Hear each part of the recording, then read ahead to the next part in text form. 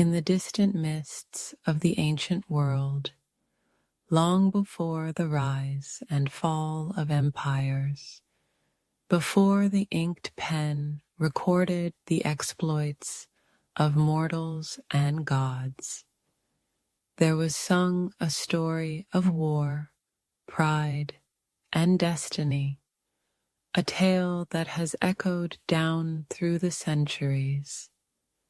This is the Iliad, attributed to the blind poet Homer, a timeless epic that sweeps us into the final year of the Trojan War, where the greatest heroes of Greece and Troy carve their fates across the fields of Ilium.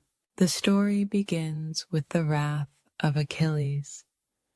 The Greeks have been besieging Troy for 9 long years. Their camp sprawls along the coast, battered by exhaustion, disease, and a war that seems endless. The conflict, meant to retrieve Helen, the most beautiful woman in the world, stolen away to Troy by Paris, has become a stage for pride and vengeance. It is pride that stokes the fire.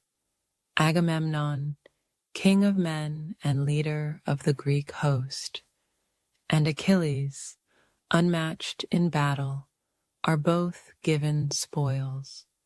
But when Agamemnon is forced to return his prize, a captured maiden, Chryseis, in order to appease Apollo, he takes Achilles' own prize, Briseis, for himself. This act is more than an insult to Achilles. It is a violation of his honor, a slight that cannot stand. Achilles' fury burns hot. He refuses to fight, withdrawing from the battlefield and taking with him the hopes of Greek victory. Deprived of their mightiest warrior, the Greeks begin to falter. The Trojans, led by noble Hector, son of Priam, rally and drive the Greeks back toward their ships. The gods themselves look on and mingle with mortal affairs, each with their own favorites, grudges, and whims.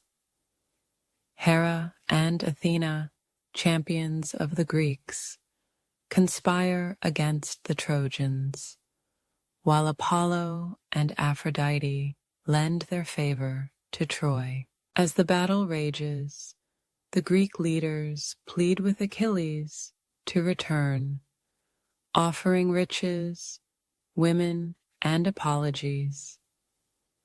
But Achilles, his pride wounded deeper than any spear, refuses.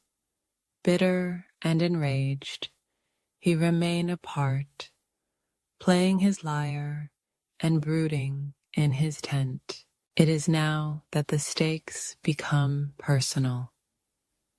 Patroclus, dearest companion to Achilles, moved by the suffering of their people, begs permission to enter the battle disguised in Achilles' own armor.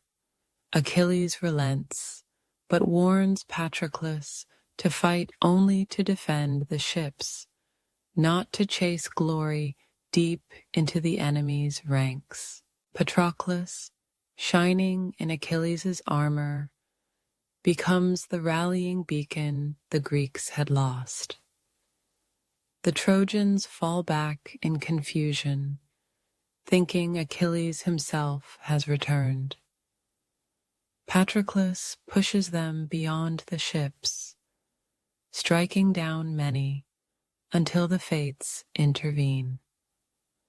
Apollo, Hector, and fate combine to bring Patroclus down. Hector, seeing his chance, delivers the final blow. The death of Patroclus sends a tremor through the Greek camp, and to Achilles it is an agony beyond words. In grief and rage, Achilles returns to the fight, armed with a new shield and armor forged by Hephaestus himself. He storms across the battlefield like a force of nature. The language of the poem soars as Achilles becomes the instrument of fate, mowing down Trojans, driving rivers red, unrelenting in quest for vengeance against Hector. Finally, Achilles meets Hector before the wall of Troy. There, the greatest champions of Greece and Troy clash in single combat while the eyes of the gods, the armies, and the mourning women of Troy look on. The duel is fierce, but Achilles' wrath and new armor make him invincible. At last, Hector falls to Achilles' spear. The victor, still consumed by rage, binds Hector's body to his chariot and drags it around the city walls, denying the Trojans their chance for honor and mourning. But the Iliad is not only a poem of war, it is a song of humanity. In the quiet of night, King Priam of Troy, guided by the god Hermes, steals into the Greek camp. He kneels before the killer of his son, kissing the hand that robbed him of his dearest child, and begs for the body of Hector. Achilles, moved by the old king's grief, remembers his own father and at last allows himself to feel sorrow and pity.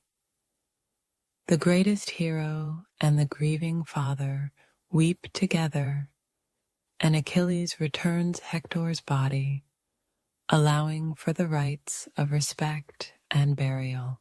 Thus, the Iliad draws to its close, not with the fall of Troy, but with the promise that even in the heart of war, humanity, compassion, and reconciliation can still prevail. Achilles' anger, which began the epic, is at last overcome by understanding and empathy, reminding us that even the mightiest of men are not immune to sorrow, nor to the power of forgiveness. Yet, amidst this tapestry of war and heroes, the gods themselves remain ever watchful and capricious. Their interventions shift the tides of battle, their favor rising or falling on a whim. Mortals are but playthings to the immortals, yet it is precisely through their choices, their acts of courage, mercy, and even folly, that the true meaning of greatness is measured. The Iliad offers no easy answers. Fate is inexorable, and the cost of glory is steep. Generations of warriors will sing of the feats of Achilles, Hector, and all who fought on those bloody plains. But behind every story of heroism lies the shadow of loss, the weeping mothers, the shattered cities, the wounds that no song can mend.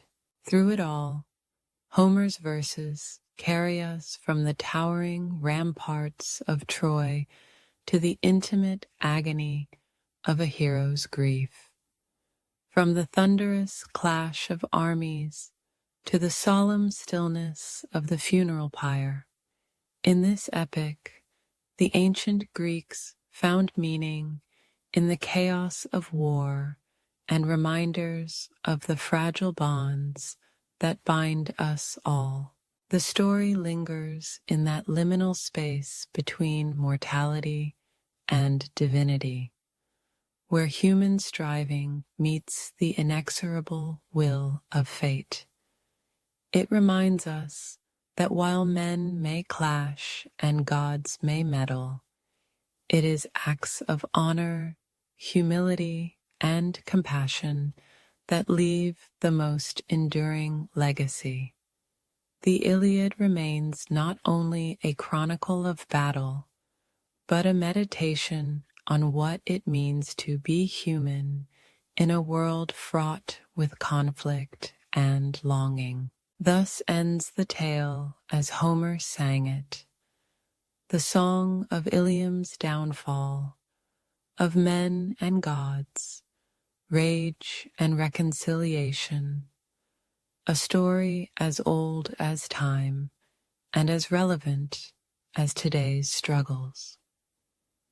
The echoes of their voices are with us still, reminding us that in every age, even in the throes of war, the search for meaning and mercy endures.